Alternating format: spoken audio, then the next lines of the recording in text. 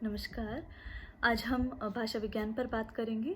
हम भाषा विज्ञान विषय क्या है, हम इसके बारे में अध्ययन कर चुके हैं। हमने भाषा विज्ञान की परिभाषा देखी, हमने भाषा की परिभाषा देखी। साथ ही हमने ये भी देखा कि भाषा की प्रकृति क्या है, भाषा की प्रकृति कैसी होती है और भाषा की दिशाएं क्या हो सकती है। तो हमने इन सभी बातों पर अध्ययन किया, चर्चा की। आज हम जो विषय लेंगे वो भाषा का वर्गीकरण लेंगे। देखिए, जब हम भाषा का वर्गीकरण लेते हैं तो भाषा के वर्गीकरण के क्या प्रमुख आधार रहे हैं। देखिए, भाषा का अध्ययन उतना ही दुरूह है जितना कि भाषा की उत्पत्ति को समझना। तो भाषा के वर्गीकरण को करने की जब चेष्टा की गई तो जो विद्वान हैं उन्होंने जो विश्व की 6000 से अधिक भाषाएं हैं उनका अध्ययन, उस विशाल समूह का अध्ययन नाना प्रवृत्तियों के आधार पर समझने की चेष्टा की गई। उसके भौगोलिक परिवेश के आधार पर उन्होंने समझने की चेष्टा की। तो इन सभी आधारों का ही आज हम देखते हैं कि कौन से वे प्रमुख आधार रहे जिन्होंने भाषिक वर्गीकरण की आधार भूमि तैयार की। तो जब हम भाषाओं का ये वर्गीकरण देखते हैं तो उसमें जो पहला वर्गीकरण है वो महाद्वीपों के आधार पर आता है।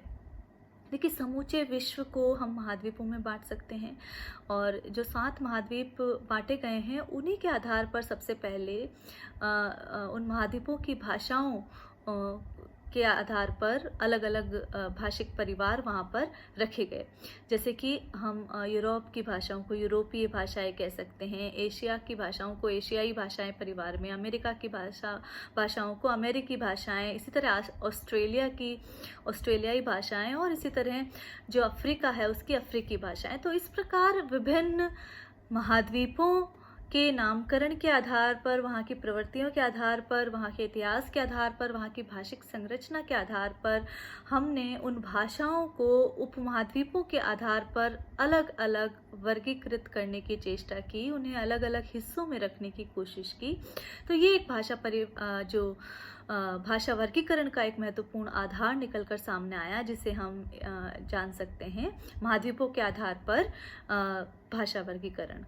दूसरा जो आधार हम लें तो जब हम देखते हैं कि जो उपमहाद्वीपीय आधार है वो बहुत स्थूल है, वो बहुत व्यापक हो जाता है, वो बहुत विस्तृत हो जाता है और उसमें क्योंकि एक महाद्वीप में तो जाने कितनी ही भाषाएं बोली जा सकती हैं।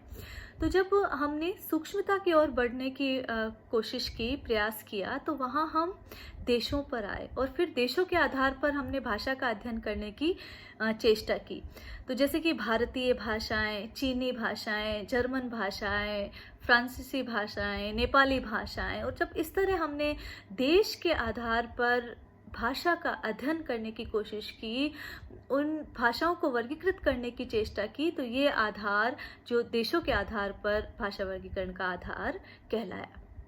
इसके पश्चात अगर हम वर्गीकरण के आधार में देखें तो धर्म एक महत्वपूर्ण भूमिका निभाता है। देखिए, धर्म ने संस्कृति, सभ्यता सभी को प्रभावित किया है। तो निसंदेह है संस्कृति और सभ्यता का ही एक अंग जो है वो भाषा भी है। तो भाषा को भी जो धर्म है वो बहुत गहरे तक प्रभावित करता है। जब हम धर्म का प्रभाव देखते हैं तो उस आधार पर ईसाई भाषाएं, हिंदू भाषाएं, मुस्लिम भाषाएं, इस प्रकार से भाषाओं का वर्गीकरण तैयार करते हैं और उस पर धर्म ने किस प्रकार भाषाओं पर अधिकार डाला है, प्रभाव डाला है, वो अध्ययन हम उस वर्गीकरण के आधार पर वो भी करने की कोशिश करते हैं। उसके आधार पर इसके बाद जो महत्वपूर्ण आधार आता है वो है युग के आधार पर। देखिए, किसी भी भाषा को इतिहास सापेक्ष दृष्टि से अध्ययन करना एक बहुत ही वैज्ञानिक दृष्टि रही है, ये कहा जा सकता है। जैसे कि हम इतिहास का अध्ययन करते हैं वैसे ही भाषा के अध्ययन के भी हमने अलग अलग काल निर्धारित किए, जैसे कि प्रागैतिहासिक काल, मध्ययुगीन प्रागैतिहासिक काल, उसके बाद प्राचीन भाषाएं, फिर मध्ययुगीन भाषाएं और आधुनिक भाषाएं। तो इस प्रकार हमने भाषाओं का अध्ययन करने की चेष्टा की मनुष्य के विकास क्रम के साथ ही। तो इससे भी एक जो भाषिक अध्ययन है और भाषा का वर्गीकरण है उसमें वैज्ञानिकता आई। तो ये भी एक महत्वपूर्ण आधार है जब हमने युग के आधार पर, और वो युग कैसा लिया हमने, इतिहास सम्मत युग के आधार पर प्रयास किए। इसके आगे हम जो भाषाओं का वर्गीकरण का एक महत्वपूर्ण आधार देखते हैं वो है आकृति के आधार पर। आकृति को आप यूँ कह लीजिए सरल शब्दों में बुनावट के आधार पर, बनावट के आधार पर किसी भी भाषा की प्रकृति क्या है। अब वो अयोगात्मक हो सकती है। अयोगात्मक मतलब उस भाषा में जो शब्द होंगे उनकी जो प्रकृति और प्रत्यय होंगे वो पूर्णतः एक दूसरे से अलग होंगे, वहाँ संबंध तत्व नहीं होगा तो अयोगात्मक हो जाएंगी। ठीक है, वहाँ पर निपात अव्यय आदि का प्रयोग अगर अधिक होगा तो वो अयोगात्मक भाषाएं। इसी तरह योगात्मक भाषाओं में प्रश्लिष्ट, श्लिष्ट, अश्लिष्ट, इस तरह की जो भाषाएं जिसमें संबंध तत्व, प्रकृति, प्रत्यय और विभक्तियों का योग परस्पर किस प्रकार होता है, क्या वो बहुत अधिक प्रश्लिष्ट है, बहुत अधिक चिपके हुए, उन्हें पृथक पृथक नहीं किया जा सकता, उनमें उनका अध्ययन करते समय हम उनमें प्रकृति और प्रत्यय को अलग अलग नहीं कर सकते या कर सकते हैं। इस आधार पर जब अध्ययन किया गया तो हमने उस अध्ययन को आकृति मूलक वर्गीकरण के अंतर्गत रखा।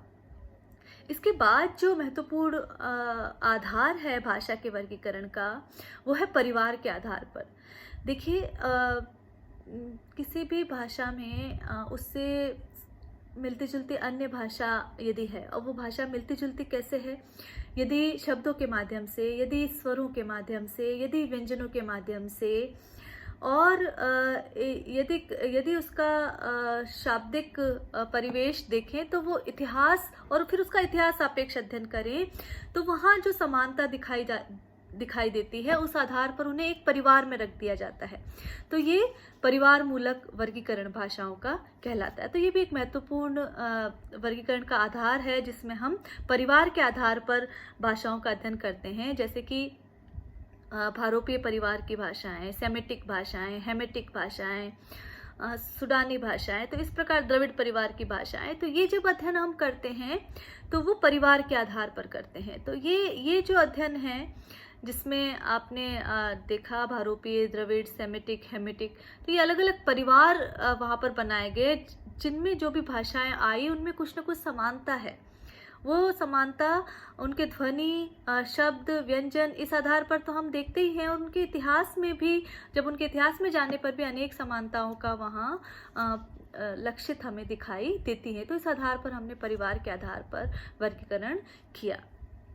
अगला वर्गीकरण जो है प्रभाव के आधार पर, तो ये हालांकि इन वर्गीकरणों में सबसे बाद का है कि कोई एक भाषा किसी दूसरी भाषा पर किस प्रकार प्रभाव डालती है। तो इस पर जब अध्ययन किया गया, इस पर जब शोध किए गए तो यहाँ पर प्रभाव के आधार पर बात की, जैसे कि संस्कृत प्रभावित भाषाएं, ग्रीक प्रभावित भाषाएं, जर्मन प्रभावित भाषाएं, फारसी प्रभावित भाषाएं आदि जो भाषाएं हैं वो इस वर्ग में रखी गई, जिसमें एक भाषा अन्य भाषा पर किस प्रकार प्रभाव डालती है उसका हमने अध्ययन किया। देखिए, तो हमने जो भाषा वर्गीकरण के 7 मुख्य आधार देखे, जिसमें महाद्वीपों के आधार पर, देशों के आधार पर, धर्म के आधार पर, आकृति के आधार पर, परिवार के आधार पर, युग के आधार पर और प्रभाव के आधार पर किसी अन्य भाषा का प्रभाव किस प्रकार पड़ रहा है, इन सभी आधारों पर हमने भाषा का वर्गीकरण किस प्रकार किया जाता है उनको समझने की चेष्टा की। देखिए, ये सभी वर्गीकरण के आधार तो हैं, लेकिन इनमें से जो 2 सूक्ष्म आधार हैं उनको वैज्ञानिकों ने माना, और वो 2 हैं आकृति मूलक और पारिवारिक वर्गीकरण।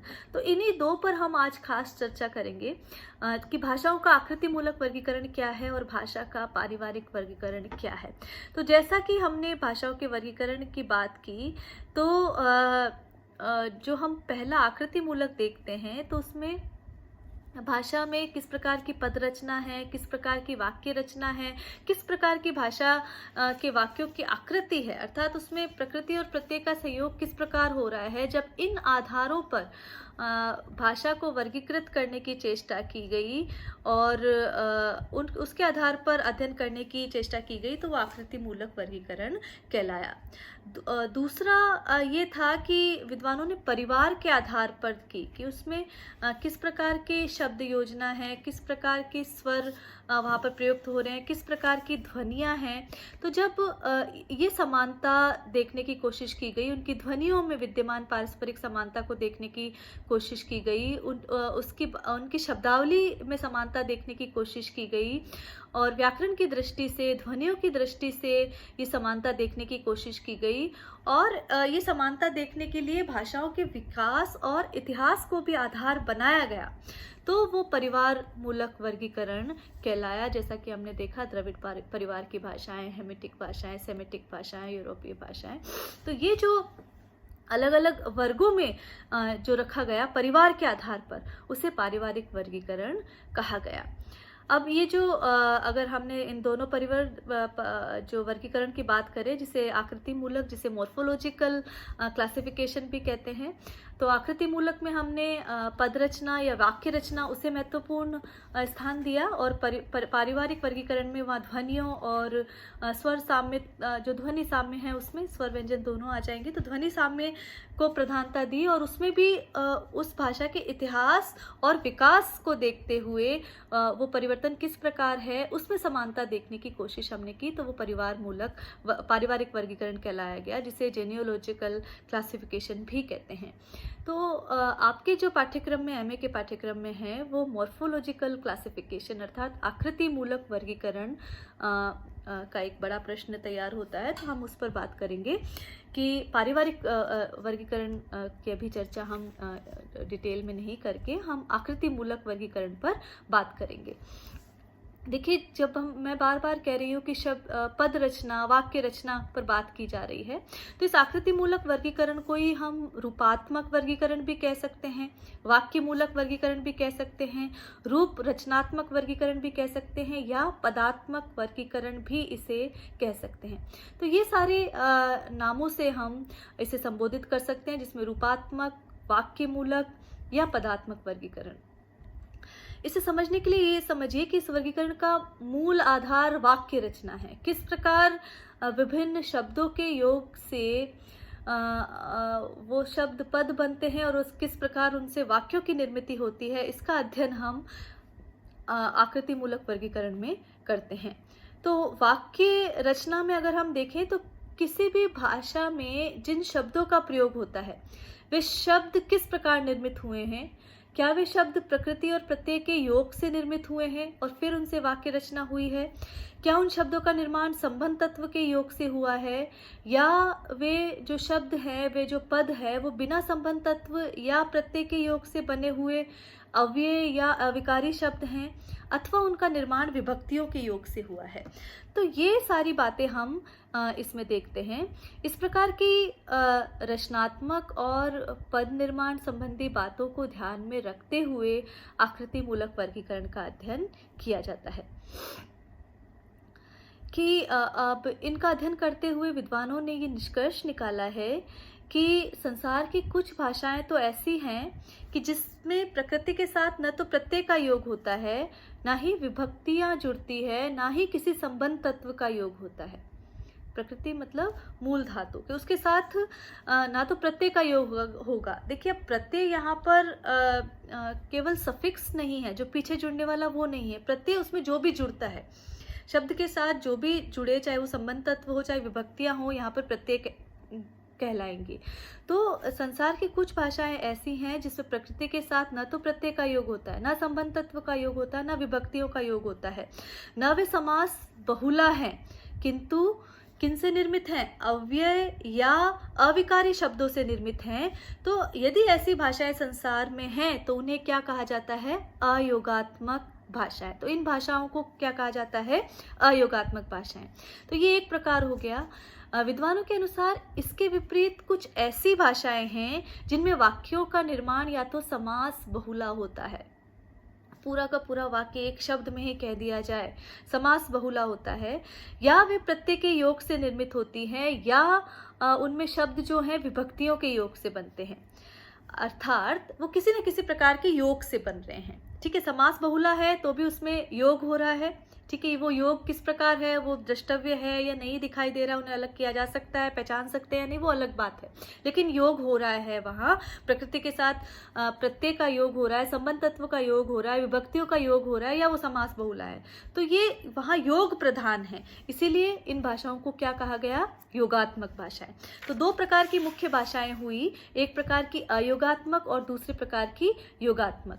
तो अयोगात्मक भाषाओं में वहाँ पर प्रकृति के साथ किसी प्रकार के प्रत्यय का योग नहीं होगा, वो मूलतः वहाँ पर अविकारी और अव्यय की प्रधानता रहेगी। वो भाषाएं अयोगात्मक है और जिनमें प्रकृति के साथ प्रत्यय या संबंध तत्व या विभक्तियों का योग हो रहा है, अथवा वे समास बहुला हैं, तो वे भाषाएं योगात्मक भाषाएं कहलाएंगी। तो हमने इस आधार पर, इस दृष्टि से संसार की संपूर्ण भाषाओं को अयोगात्मक और योगात्मक, इनऑर्गेनिक लैंग्वेजेस कह दिया और ऑर्गेनिक लैंग्वेजेस, इस तरह से हमने कह दिया। लेकिन इन योगात्मक भाषाओं में और बात करें तो इनमें हम इनके 3 विभाजन और देख सकते हैं। योगात्मक भाषा, अब ये योग भी किस प्रकार होता है, तो योगात्मक भाषाओं में जो पहला जो भाग है वो है प्रश्लिष्ट योगात्मक। अब इसमें प्र और श्लिष्ट, श्लिष्ट मतलब देखिए श्लेष शब्द होता है चिपका हुआ। अब श्लिष्ट वह है जो परस्पर चिपके हुए पद हैं, वो श्लिष्ट पद कहलाते हैं। प्रश्लिष्ट विशेष प्रकार से चिपके हुए। तो उसी आधार पर प्रश्लिष्ट योगात्मक भाषाएं, जिनमें प्रकृति और प्रत्यय इतने मिले जुले रहते हैं कि उन्हें पृथक करना संभव नहीं जान पड़ता है, तो वो प्रश्लिष्ट योगात्मक भाषाएं कहलाती हैं। ऐसी भाषाओं को प्रश्लिष्ट योगात्मक, या आप दूसरा कह दीजिए समास प्रधान भाषाएं हैं वो, तो इनको अलग अलग करना आसान नहीं होता, असंभव सा प्रतीत होता है। इसके विपरीत अगर हम दूसरा देखें तो संसार में कुछ ऐसी भाषाएं भी मिलती है जिनमें प्रकृति अर्थात अर्थ तत्व और प्रत्यय अर्थात संबंध तत्व का योग तो रहता है, किंतु वे पूरे तरह घुले मिले नहीं रहते, उनको अलग अलग किया जा सकता है, वो अलग अलग दिखाई देते हैं स्पष्ट, और उन्हें अलग अलग किया जा सकता है। तो ऐसी भाषाओं को हम अश्लिष्ट योगात्मक या प्रत्यय प्रधान भाषाएं कह सकते हैं, क्योंकि प्रत्यय को प्रकृति से अलग किया जा सकता है, वो पूरी तरह घुले मिले नहीं है, इसलिए हमने क्या नाम दिया, योगात्मक तो है लेकिन अश्लिष्ट योगात्मक भाषाएं उन्हें कहा, या प्रत्यय प्रधान भाषाएं भी आप कह सकते हैं। तीसरे संसार की जो योगात्मक भाषाएं हैं उसमें भी देखें, तीसरे प्रकार की कुछ भाषाएं संसार की ऐसी हैं जिनमें प्रकृति के साथ विभक्ति का संयोग मिलता है, और ये विभक्तियां अपनी प्रकृति के साथ इस तरह मिली रहती है कि उनकी सत्ता तो स्वतंत्र दिखाई देती है, किंतु उन्हें अलग नहीं किया जा सकता। देखिए, हम विभक्तियों की बात कर रहे हैं, विभक्तियां प्रकृति से जुड़ी तो है, योग तो है, वो दिखाई भी दे रही हैं, लेकिन उन्हें अलग नहीं किया जा सकता। तो इन भाषाओं को श्लिष्ट योगात्मक या विभक्ति प्रधान भाषाएं कहते हैं। तो ये भाषाएं हैं। तो हमने देखा कि जो योगात्मक भाषाएं हैं उसमें भी प्रश्लिष्ट योगात्मक, अश्लिष्ट योगात्मक और श्लिष्ट योगात्मक, जिन्हें की विभक्ति प्रधान भाषाएं भी कहा गया। तो इस प्रकार 4 प्रमुख आधार हैं आकृति मूलक वर्गीकरण के। अब हम एक एक इस वर्गीकरण के आधार को लेंगे जो आकृति मूलक वर्गीकरण का है। तो जो पहला आधार है वो अयोगात्मक। देखिए, जब हम योगात्मक की बात करते हैं तो हम वहाँ समास बहुला लेकर आए थे, तो ये व्यास है, समास का उल्टा व्यास। समास मतलब शब्दों को पास पास रखकर कहने की जो प्रवृत्ति है, कम शब्दों में जो कहने की प्रवृत्ति है, वो समास बहुला। लेकिन अयोगात्मक भाषाएं, वहाँ योग नहीं है, वहाँ प्रकृति में ना प्रत्यय का योग हो रहा है, ना संबंध तत्व का, ना विभक्ति का, तो वो अधिक शब्द चाहिएंगे उसको अपनी बात को कहने के लिए, इसलिए ये क्या है, व्यास प्रधान भाषाएं हैं। इसीलिए अयोगात्मक भाषाओं को दूसरा नाम हमने दिया है व्यास प्रधान भाषाएं। देखिए, इसके अंतर्गत वे भाषाएं आती हैं जिसमें सभी शब्द कैसे होते हैं, अविकारी होंगे, स्वतंत्र होंगे या प्रत्यय रूप में होते हैं। तो ये शब्द होंगे। इन शब्दों पर अविकारी शब्द कौन से, जिन पर काल, लिंग, वचन का कोई प्रभाव नहीं पड़ता, वो एक जैसे बने रहते हैं। और न ही ये जो शब्द है जो इन भाषाओं में प्रयुक्त होते हैं वो कारक रचना से भी प्रभावित नहीं होते। तो लिंग वचन कारक का प्रभाव यहाँ पर नहीं पड़ रहा है, ना ही काल का प्रभाव पड़ रहा है, अपितु ये केवल स्थान भेद के कारण या निपात अथवा सुर के कारण इनका अर्थबोध होता है। स्थान परिवर्तन, अगर इस वाक्य में, किसी वाक्य में शब्दों का स्थान परिवर्तन कर दिया जाए तो हमें उसके परिवर्तन का बोध होता है, या निपात के आधार पर या सुर लहजे के हिसाब से हम क्या बोलते हैं उससे परिवर्तन दृष्टिगोचर होता है, तो वो अयोगात्मक या व्यास प्रधान भाषाएं हैं। उनका एक महत्वपूर्ण लक्षण यह भी है। इस वर्ग की अगर हम देखें तो चीनी, तिब्बती, अनामी, बर्मी और सुडानी, आप नोट डाउन करें। चीनी, तिब्बती, सुडानी, बर्मी और अनामी भाषाएं मुख्यतः इस वर्गीकरण में रखी जाती हैं जब हम आकृति मूलक की बात करते हैं, जिसमें कि अविकारी, स्वतंत्र और प्रत्यय शब्दों का प्रयोग किया जा रहा है, जिन पर अविकारी शब्द, काल, लिंग, वचन का वहाँ कोई प्रभाव नहीं हो रहा है और ना ही कारक रचना से ही वे प्रभावित हो रहे हैं। तो ये जो भाषाएं हैं जिसमें हमने चीनी, तिब्बती, बर्मा, सुडानी और अनामी, इन सारी भाषाओं की बात की, ये सारी भाषाएं इस वर्ग में रखी जाती है। देखिए कुछ उदाहरण हैं, जैसे कि अगर हम चीनी की बात करें तो न्गो, ता, नी, ये जो शब्द हैं यहाँ पे न्गो का मतलब है मैं आपको यहाँ स्क्रीन पर लिख के बता दूंगी। ता का मतलब है मारना और नी का मतलब है तुम।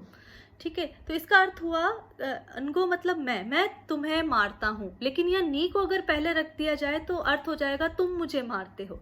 तो यहाँ पर वाक्य संरचना में केवल शब्दों का स्थान परिवर्तन, हमने देखा कि स्थान परिवर्तन या सुर या वहाँ पर निपात के आधार पर इन शब्दों का परिवर्तन करने से वाक्य में भी परिवर्तन हो जाता है और उससे अर्थ परिवर्तन हो जाता है।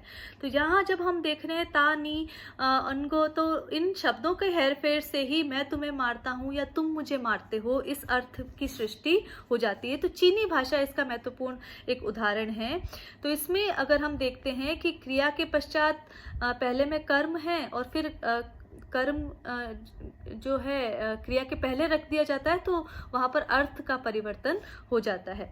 तो यहाँ पर हम ये देखते हैं कि ये सभी शब्द पूर्णतया स्वतंत्र हैं, अविकारी है और केवल स्थान भेद से उनके अर्थ बदल जाते हैं। तो ये पहला जो अयोगात्मक या व्यास प्रधान भाषाएं हैं। देखिए यहाँ पर एक शब्द में प्रयोग कर रही हूँ, निपात। तो निपात क्या है? निपात वे शब्द हैं जिन्हें रिक्त शब्द भी कहते हैं। ठीक है, इनकी एक और जो संज्ञा है वो रिक्त शब्द, अर्थात इनकी किसी भी प्रकार की जो व्युत्पत्ति है वो व्याकरण से सिद्ध नहीं की जा सकती, ये निपात है। तो इन भाषाओं में निपात बहुत अधिक मिलते हैं। यदि हम चीनी भाषा का ही उदाहरण लें तो इसमें बहुत अधिक निपातों का प्रयोग होता है। जैसे कि चीनी भाषा में चू एक निपात है, इसका प्रयोग भाववाचक संज्ञा में होता है। हाउ है वो एक निपात है। इसी तरह नी, ये सारे शब्द जो हैं निपात हैं और इनका अलग अलग स्थानों पर अर्थ जो है वो अलग अलग हो जाता है। जैसे कि हाउ का अर्थ अच्छा है और चांग का अर्थ लंबा है, लेकिन हाउचू शब्द अगर हम जोड़ दें तो वो अच्छा ही शब्द बन जाता है। तो इस प्रकार निपातों का प्रयोग अलग अलग तरीके से होता है, अलग अलग अर्थों में किया जाता है और निपात जोड़कर शब्द बना लिए जाते हैं, निपात जोड़कर भी शब्द बनाए जाते हैं। तो ये सबसे अधिक हम चीनी भाषा में देखते हैं, तिब्बती में भी देखते हैं, सुडानी, बर्मी में भी देखते हैं, लेकिन चीनी भाषा तो निपातों से ही जुड़कर बनी है। तो ये एक महत्वपूर्ण अयोगात्मक भाषा है। फिर हमने देखा निपात का, देखा हमने स्थान परिवर्तन का देख लिया, लेकिन जो सुर परिवर्तन है, जो स्वर परिवर्तन है, आवाज का जो लहजा है, उसमें परिवर्तन, जो उतार चढ़ाव होता है, उससे भी अर्थबोध में परिवर्तन आ जाता है। जैसे कि तिब्बती परिवार की एक भाषा मणिपुरी भाषा है, उसमें एक शब्द माँ है, जिसे यदि ह्रस्व ध्वनि में बोले तो उसका अर्थ होगा वह है। माँ का अर्थ वह। यदि माँ को दीर्घ ध्वनि में बोले माँ तो उसका अर्थ होगा माता, और यदि उसे प्लुत ध्वनि में बोले तो उसका अर्थ खटमल हो जाएगा। प्लुत उसे दीर्घ कर दिया जाए, दीर्घीकरण माँ इस तरह कर दिया जाए तो उसका अर्थ खटमल हो जाएगा। तो माँ का अर्थ हमने ह्रस्व माँ तो वहाँ वह के अर्थ में देखा, माँ जब हमने बोला दीर्घ में तो वो माता के अर्थ में हो गया, और माँ जब हमने प्लुत ध्वनि में वहाँ उसको उच्चरित किया तो वो खटमल के अर्थ में हो गया। वो शब्द एक ही है। तो इस प्रकार स्वर के आधार पर भी परिवर्तन देखने को मिलता है। चीनी भाषा में भी ये सुर परिवर्तन बहुत अधिक देखने को मिलता है, जिसमें अगर हम मुँह शब्द देखें तो इसके अलग अलग अर्थ है। सुर के आधार पर ही वाक, जंगल, नाना अर्थ इसके निकलते हैं।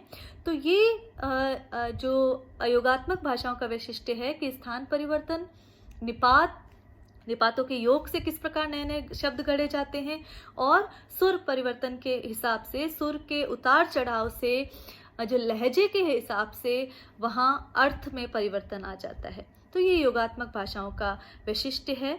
इसमें संबंध तत्व का बोध स्वतंत्र शब्दों से होता है। जो संबंध तत्व यहाँ पर, क्योंकि विभक्तियाँ तो है नहीं और प्रत्यय का योग है नहीं, तो यहाँ पर जो है पद क्रम से हम संबंध तत्व का बोध जान पाते हैं।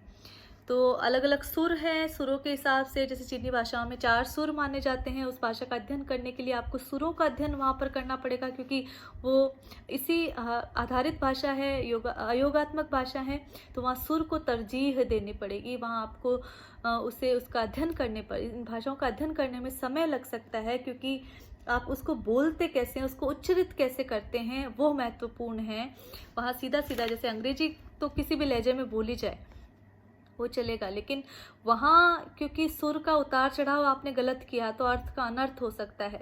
तो वो सुर आधारित भाषाएं हैं, और उसमें इन योगात्मक जो अयोगात्मक भाषाएं हैं उनमें हमने स्थान परिवर्तन, निपात और सुर को महत्ता प्रदान करनी पड़ेगी। जो दूसरी भाषाएं हैं योगात्मक भाषाएं या समास प्रधान भाषाएं, उसमें जो पहली है प्रश्लिष्ट योगात्मक। प्रश्लिष्ट विशेष प्रकार से जो चिपके हुए हैं, क्या जिनमें प्रकृति और प्रत्यय का योग है, और वो इतने अधिक चिपके हुए हैं, इतना अधिक सामिप्य है वहाँ पर, इतना अधिक समास बहुला है कि उन्हें अलग नहीं किया जा सकता, पृथक नहीं किया जा सकता। तो इन अर्थ तत्व और संबंध तत्व इनमें इतने अधिक घुल मिल जाते हैं कि वो पृथक दिखाई ही नहीं देते, वो पूर्णतः संश्लिष्ट है। इसलिए उनको कठिन करना भी कठिन, शब्दों का भेद करना भी वहाँ पर कठिन हो जाता है, इसीलिए उन्हें पृथक भी नहीं किया जा सकता। इसीलिए इन भाषाओं को प्रश्लिष्ट भाषाएं या समास प्रधान भाषाएं कहते हैं। अब इनमें भी हम 2 तरह की भाषाओं को 2 विभाजन कर सकते हैं, पूर्ण प्रश्लिष्ट भाषाएं और अंशतः प्रश्लिष्ट भाषाएं। तो जो अगर हम उत्तरी अमेरिका, दक्षिण अमेरिका और ग्रीनलैंड की भाषाओं को देखें, 3 भाषाएं मुख्य हैं, उत्तरी अमेरिका, दक्षिणी अमेरिका और जो उत्तरी अमेरिका की भाषाओं को हम देखें तो वो पूर्ण प्रश्लिष्ट भाषाओं में आती है। इसमें वहाँ पर जो पूरे के पूरे जो पद हैं वो सामासिक हैं। ठीक है, यहाँ बोर्ड नहीं है, मैं आपको नहीं तो लिख के बता दी। यहाँ पर एक वाक्य जो है, एक एक वाक्य 3 से 4 शब्दों के समास से निर्मित होता है, और उन्हें आप पृथक पृथक नहीं कह सकते। इसी तरह ग्रीनलैंड की भाषा में भी यही होता है कि इनमें भी 3 या 4 शब्दों के समास से एक वाक्य की निर्मिति होती है। तो इस प्रकार की जो भाषाएं, इस प्रकार की जो यौगिक भाषाएं बनती हैं, उन्हें पूर्ण प्रश्लिष्ट या पूर्णतः समास प्रधान भाषाएं कहते हैं। इनमें आप उदाहरण ध्यान रखें, उत्तरी दक्षिण अमेरिका की भाषा और ग्रीनलैंड की भाषा। अंशतः प्रश्लिष्ट जैसा कि नाम से ही ध्वनित है, इन भाषाओं में देखिए यूरोप की भाषाएं, कुछ भाषाएं, भारत में जो संस्कृत बोली जाती है वो भाषाएं, और गुजराती भाषाएं इसमें रखी जा सकती है। अगर यूरोप की यास्क भाषा में देखें, यूरोप की जिस भाषा की बात कर रहे हैं, उसमें संज्ञा, क्रिया, सर्वनाम आदि इस तरह गुथ जाते हैं, इस तरह मिल जाते हैं कि उन्हें पृथक करना बहुत मुश्किल कार्य हो जाता है। संस्कृत में भी ऐसे अनेक वाक्य हैं, अनेक शब्द हैं जो इतने अधिक घुल मिल गए हैं कि उन्हें अलग नहीं, जैसे अगर हम गच्छामि देखें तो वो पूरा एक वाक्य का अर्थ द्योतक है वहाँ पर कि मैं जाता हूँ। अहम गच्छामि, ना केवल गच्छामि ही बोले तो मैं जाता हूँ, इतना कहना ही पर्याप्त है। गुजराती में भी ऐसे शब्द मिलते हैं जो अंशतः प्रश्लिष्ट होकर पूरे वाक्य का बोध कराते हैं। तो इस प्रकार अगर भारत की संस्कृत को देखें, यास्क भाषा को देखें और भारत की गुजराती को देखें तो ये भाषाएं अंशतः प्रश्लिष्ट भाषा है। इन भाषाओं से अद्भुत वाक्यों की रचना हो सकती है। इनका विश्लेषण करने पर एक एक शब्द बहुत लंबा दिखाई दे सकता है, किंतु संयोग हो जाने पर उनके अंशों से ही पूरे वाक्य का निर्माण हो जाता है। ये वाक्य अत्यंत लघु होते हैं और इनमें शब्दों के संयोग का पता लगाना सर्वथा दुष्कर होता है। इसलिए इन भाषाओं को हमने क्या कहा है, प्रश्लिष्ट योगात्मक भाषाएं। दूसरी भाषाएं जो हैं अश्लिष्ट योगात्मक भाषाएं या प्रत्यय प्रधान भाषाएं। देखिए योग तो यहाँ पर भी है, लेकिन इसमें जो प्रकृति का योग, प्रकृति के साथ प्रत्यय का जो योग हो रहा है वो वहाँ दिखाई दे रहा है, वो लक्षित हो रहा है, उसे अलग किया जा सकता है, तो वो प्रत्यय प्रधान भाषाएं कहलाती है। कि अर्थात जिसमें प्रकृति अर्थात अर्थ तत्व, जो अर्थ तत्व है, और प्रत्यय अर्थात संबंध तत्व का योग होने पर भी दोनों का अस्तित्व जो है, प्रकृति को आप पहचान सकते हैं, प्रत्यय को आप पहचान सकते हैं, तो दोनों का जो अस्तित्व है वो वहाँ स्पष्ट परिलक्षित होता है।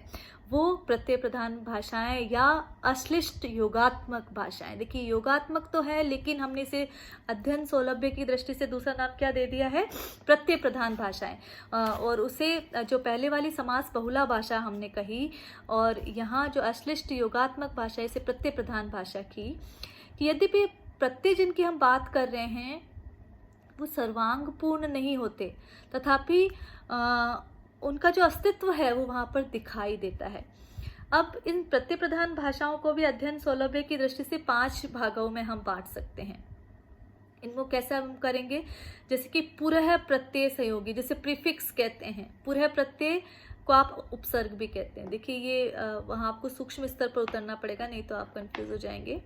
जो पुरः प्रत्यय जो पहले जुड़ रहा है उसका जो अध्ययन करेंगे, वहाँ पर जो प्रीफिक्स है उसकी बात जहाँ करेंगे, वहाँ पुरः प्रत्यय संयोगी में पर प्रत्यय जो शब्द के बाद में जुड़ रहा है उसका अध्ययन करेंगे, तो पर प्रत्यय। मध्य प्रत्यय संयोगी भी कुछ भाषाएं होती हैं, जैसे मुंडा भाषाएं जो हैं उनमें मध्य में जुड़ जाता है, वो मध्य प्रत्यय संयोगी। इसी तरह ईशत प्रत्यय संयोगी, जिनमें अयोगात्मकता के साथ साथ संयोगात्मकता भी होती है, वो ईशत प्रत्यय, जिसमें समास के साथ साथ विभक्ति का भी पुट मिलता है। दोनों चीजें जो मिल रही है वो ईशत प्रत्यय संयोगी। और सर्व प्रत्यय संयोगी, जिनमें प्रकृति के आदि, मध्य और अंत सभी जगह वहाँ प्रत्ययों का संयोग दिखाई देता है, वो कौन सी कहलाएगी, सर्व प्रत्यय संयोगी। तो 5 प्रकार का हम ये अश्लिष्ट योगात्मक भाषाओं में देख सकते हैं कि पुरः प्रत्यय संयोगी, पर प्रत्यय संयोगी, मध्य प्रत्यय संयोगी, ईशत प्रत्यय संयोगी और सर्व प्रत्यय संयोगी। तो ये इस प्रकार से जब हम देखते हैं कि प्रत्यय का योग पहले हो रहा है, प्रत्यय का योग बाद में हो रहा है, मध्य में हो रहा है, या वहाँ समास के साथ साथ विभक्तियों का भी योग हो रहा है, या सर्व प्रत्यय संयोगी, तो इस आधार पर भी हमने भाषाओं को बांटा है। फिर जो चौथा अध्ययन आता है वो है श्लिष्ट योगात्मक या विभक्ति प्रधान भाषाएं। देखिए हमने जो अश्लिष्ट योगात्मक कहा उसे प्रत्यय प्रधान भाषाएं कहा, लेकिन जो श्लिष्ट योगात्मक है उसे हम कौन सी भाषा कह रहे हैं, विभक्ति प्रधान भाषाएं कह रहे हैं।